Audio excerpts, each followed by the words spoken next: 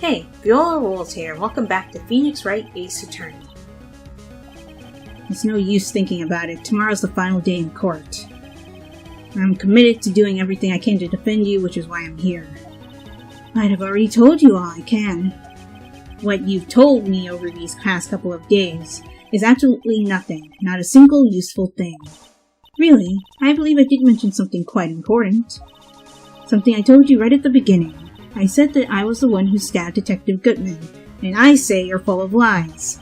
You know, I think I finally figured it out. Who it is you're hiding behind those words. Mia did a good job mentoring you. I'm rather jealous. It seems Edgeworth was right. Edgeworth?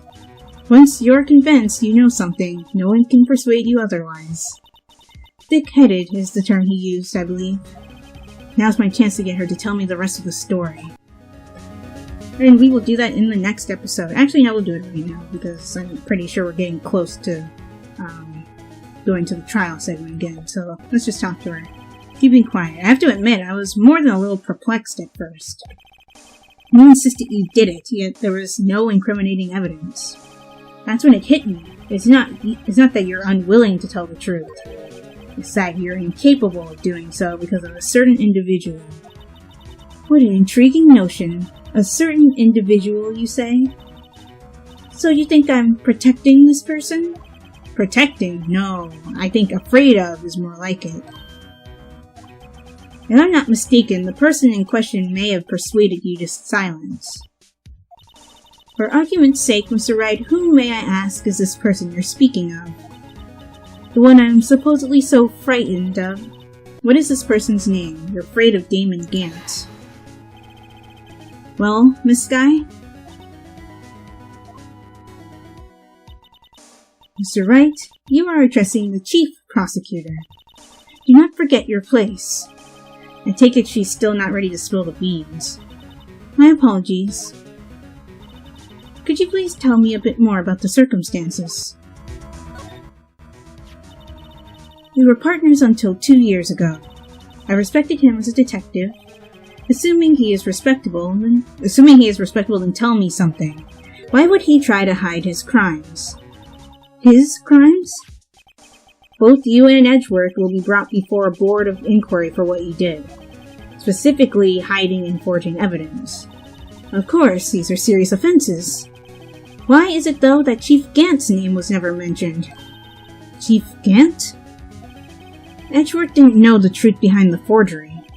The only party who could have possibly investigated that evidence was me. I had access because I was second in command of that investigation. Yes, you, but also one other, Damon Gant. If you intend to accuse Chief Gant, you'll need more than just words. Show me proof that Chief Gant falsified evidence in that case. Pretty sure I'm supposed to show this, or am I supposed to show this? Because would either one work in this case? Probably not. Because this game rarely does that where more than one thing can be used for that.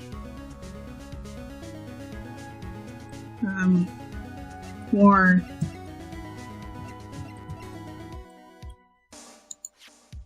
list of evidence in the SL9 incident ripped in half, so only a part remains. Oh!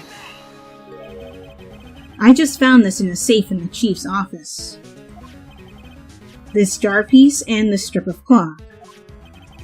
Do you know what these are? They're pieces of evidence from the SL9 incident. The person concealing evidence was none other than Chief Gant himself. Now tell me, why are you taking all the blame for him? Well, touché, Mr. Wright. It's as you surmised, I cannot disobey the Chief's orders. Even if it means being found guilty for murder. Why not? Come now, Mr. Wright, you can't possibly expect me to be able to tell you that. 3 days ago, I had no choice but to cooperate. In the murder of Detective Goodman.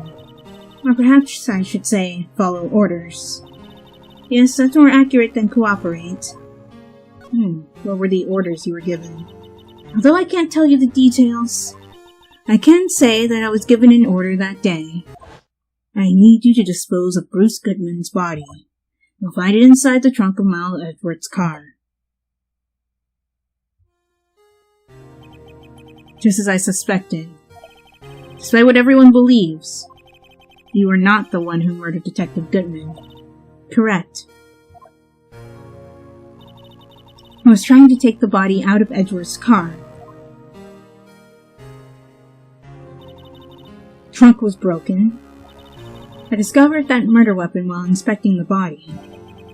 The murder weapon? You mean Edgeworth's knife? No, not that one. No. When I found the body, this was the knife stuck in it. Oh, you've got to be kidding me. Well, yeah, she did stab him with the knife, but it's also possible that Miss Starr saw her removing the switchblade and thought that she was stabbing Detective Goodman. The knife from the SO9 incident, serial killer Joe Dark's knife. I couldn't just leave that knife in him, so I took it out and stabbed him with another knife. Okay, that would be Edgeworth's knife. That's right. Even though he was already dead, my hands were shaking at the thought of stabbing him. That's why I ended up cutting my hand. And that is the reason for the bandage on your right hand? Yes, it seems that I got blood on the victim's shoes as well. And then she saw me just as I plunged the knife in. Miss Starr.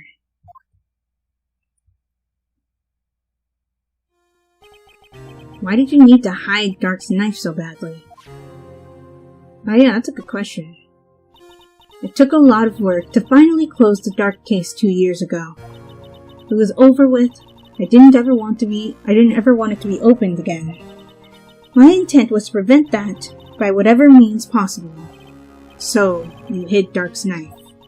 The weapon used to stab the detective was evidence in the Joe Dark's case.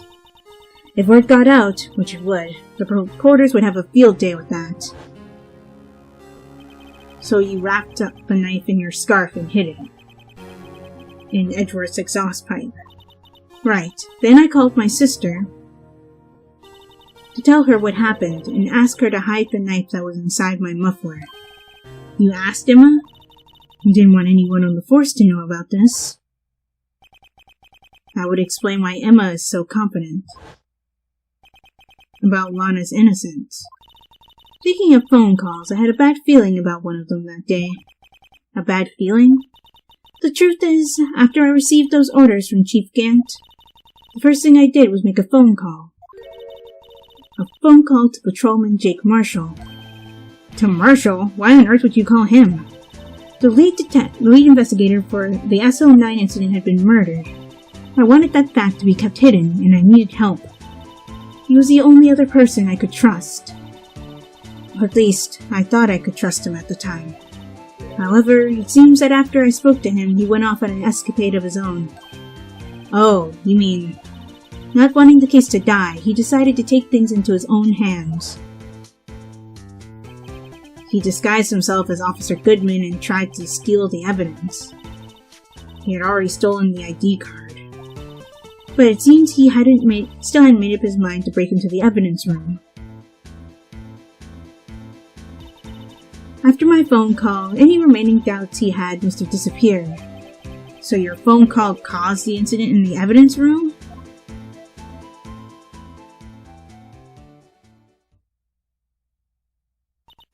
I'm afraid that's all I can tell you. Well, Lana, you've earned my respect, Mr. Wright, both as a defense attorney and an investigator. Now please, don't pursue this any further in court tomorrow. Sorry, I can't make that promise. Tomorrow's trial. There's only one way to drive off Lana's demons. I've got to get to the bottom of everything. Detective Goodman's real murderer.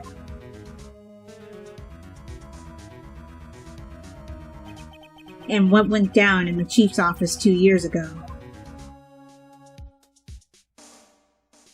To be continued.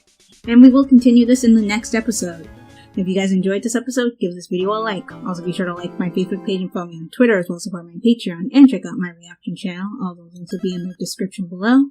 And subscribe for more. If you are subscribed or you subscribe right now, be sure to hit that bell icon so you're notified when I upload videos. This is Viewer Rules, signing off.